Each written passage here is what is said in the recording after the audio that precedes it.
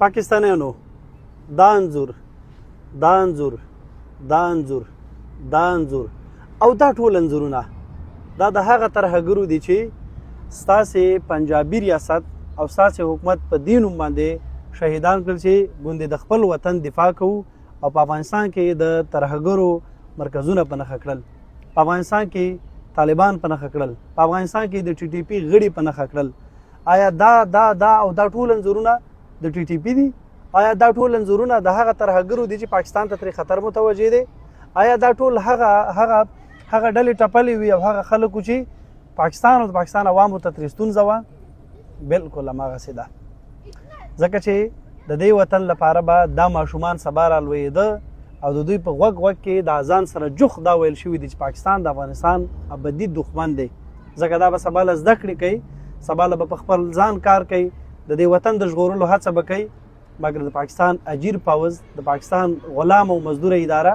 دا شی نشي برداشت کولی او وایي چې سر له اوسه د دوی ماشومان باید شهیدان شي، د دوی ماشومان باید تر خاورو لاندې شي چې سبا لپاره بیا د پاکستان خلاف څه ونه کړه. هغه د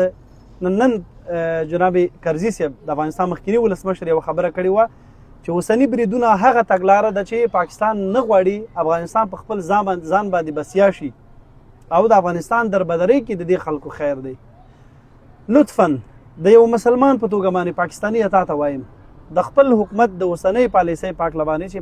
په افغانستان کې تطبیقي راپورته شه، پر ټولنیزو رسنیو باندې خپل غږ پورته کړه، همداسې حضوري راجګ شي، د خپل حکومت دغه فیصلې وننګوئ،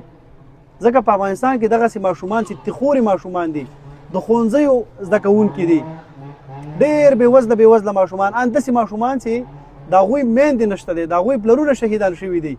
مګر دا ماشومان چې پاتې وو مګر دا هم ستاسې له لاسه جوړ پاتې نه شو بلکې لاړ قرباني شو. همدغه نن پر کونړ باندې دومره ډېر توپونه ورول شوي دي چې په لسهاوو شهیدان موږ یوازې ماشومان لرو. همدغه د دې تېرو څو میاشتو بریدونو کې چې په قندهار، پکتیا، پکتیکا، ننګرهار، لغمان، کونړ او نورستان کې وشو، په سلهاوو میندې تاسو شهیدانې کړې، په سلهاوو ماشومان شهیدان شول، په سلهاوو ځوانان شهیدان شول، مکتبونه، جوماتونه، مدرسې، لارې ګودرې ټولې بمبار کړې، تر دې چې نن په کونړ کې د سید جمال الدین افغان پوهنتون هم وویشتل شو. اخر تر کومه پورې به تاسو غلي یاستئ؟ ستاسې د حکومت پالیسي دغه ده، ستاسې د حکومت تګلاره ایندغه ده. کله چې حکومت ستاسې په افغانستان کې پر عوامو باندې بمبار کوي نو فکر کوم چې دا څنګه حکومتولي ده؟ دغه حکومت ته څنګه تاسې قیادت لرئ؟ څنګه دغه حکومت ته تاسې مراجعه کوئ؟ ولې پر وړاندې درېږئ نه؟ همدغه وخت چې تاسې د افغانستان د یو مسلمان ګاونډي هیواد په توګه باندې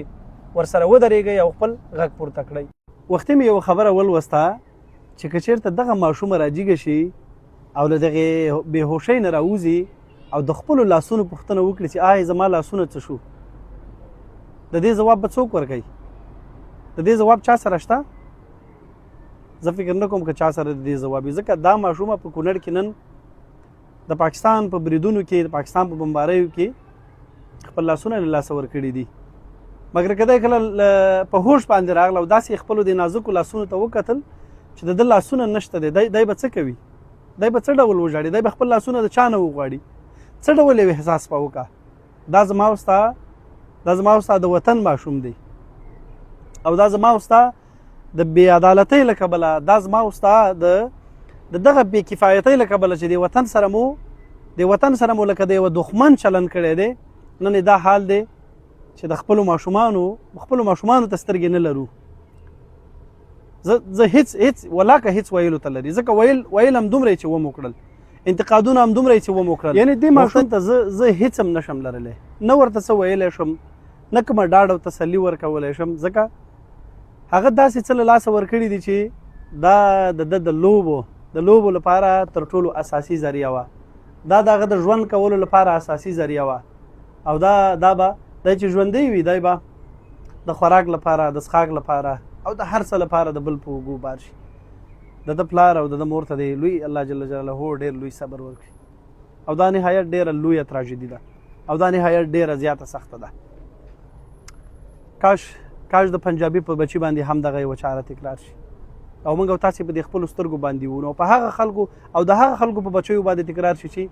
د چا له لاسه ړندې مرمۍ او توپونه راغلل او زما د کونړي ماشومې حالت یې په دې ډول باندې کړ.